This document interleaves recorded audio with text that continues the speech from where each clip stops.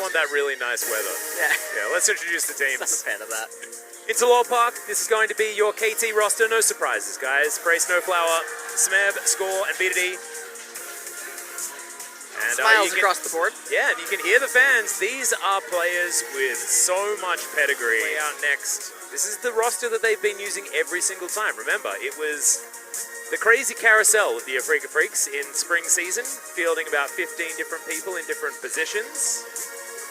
Well, now they're going to make their way out. And this is the 5 players that we've seen every time from the Afrika Freaks. And they're going to have their work. Only a few minutes ago. But it's not going to be the Ornn, it's going to be the Vlad.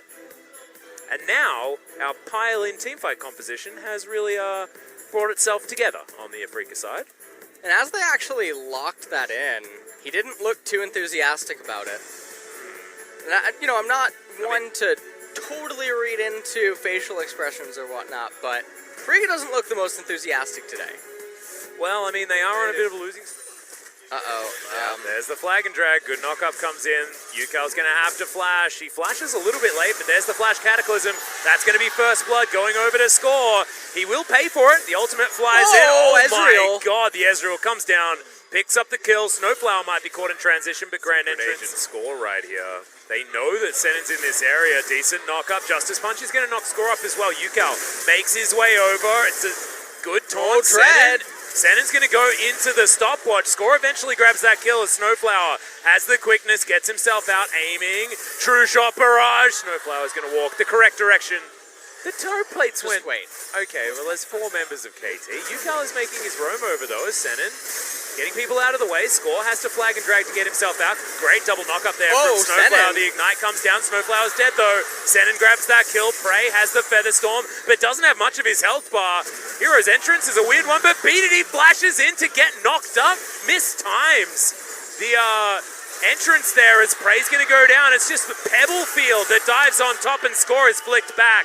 That's why you pick up Yukal's Talia, but man, everyone's so incredibly low. And that and then the flash is right onto where the knockup was. Like, it was a comedy of weird errors. Senen, you're so good. Yeah, okay. Well, Senen's once again going to face check Score, but they have different ideas. It's Yukal that they're looking for.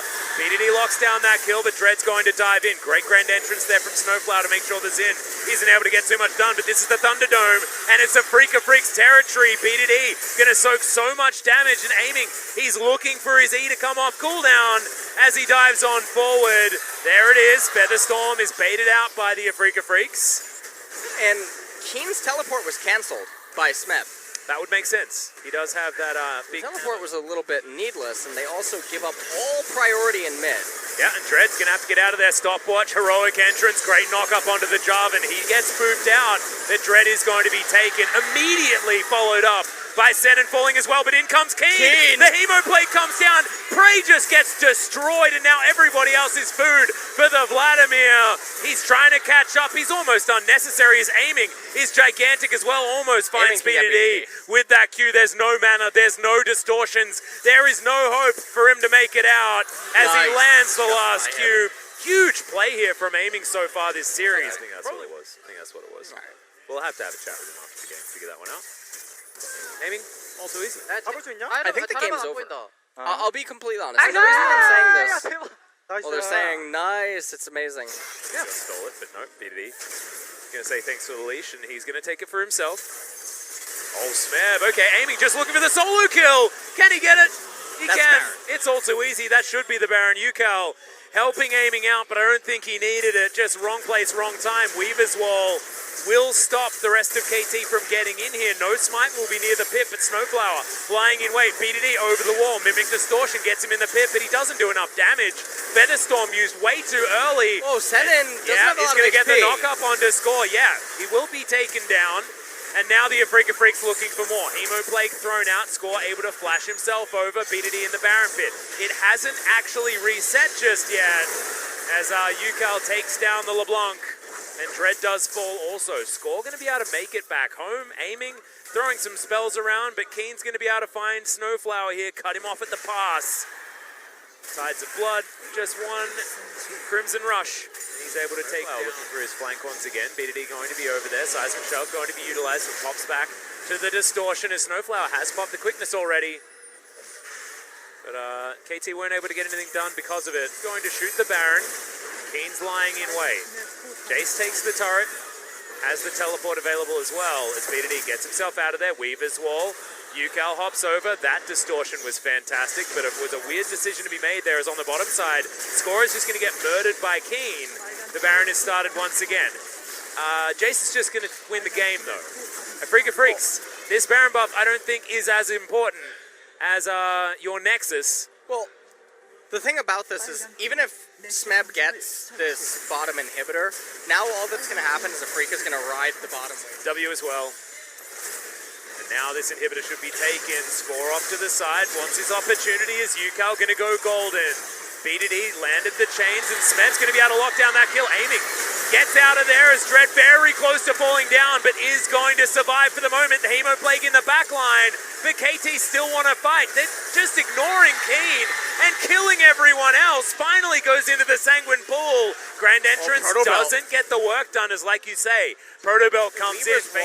Okay, you know what? I think the fighting's not done yet. Aiming has a thing called teleport. Yeah, there's a Weaver's Wall coming in as well. Special delivery. Here's a Talia. True Shot Barrage follows up, gets vision of where Snowflower is, as Aiming's able to flash his way forward. Score. Don't kill him. Looking to go down. The E is going to be available very soon as Aiming has already taken down the Rakan. BDD over the wall is... Just chase him. Yep, they're chasing him. They're trying to stagger these backs. No, don't kill him. They killed him. Just chase him. If you just chase him, he can't recall. Okay, Keen. He just threw a Hemo Plague at BDD. Just threw it at him. It's funny for some people that might be wondering why I say don't chase him. Ezreal realistically isn't needed for the end of the game. As you can see, he's almost in the base, but the turret was down anyway. So basically put him in the death chamber. For as long as possible. Because Ezreal, what did he really add to the end? Well, it doesn't actually matter as the Afrika Freaks are able to take down KT Rolster in game number 1 of this series. It was a strange game. There was some weird stuff going on, especially in the early stages on that Ezreal. And, I mean, I think that you put it really well during the game where you talked about Bandersnatch, because it really just felt like at any given turn, people were just deciding what the champions were going to do and how the game would unfold. And maybe it's like, you know, your dog sitting on the remote, and that's how you're controlling. No, I wouldn't say Cannon either. Right now. Yeah, we don't quite have Yordles, nor I think there's no more ninjas, so I guess he does get the 40%. He does, yeah. But he's going to be going AP, so I mean, I don't think his auto attacks matter that much. It's really weird.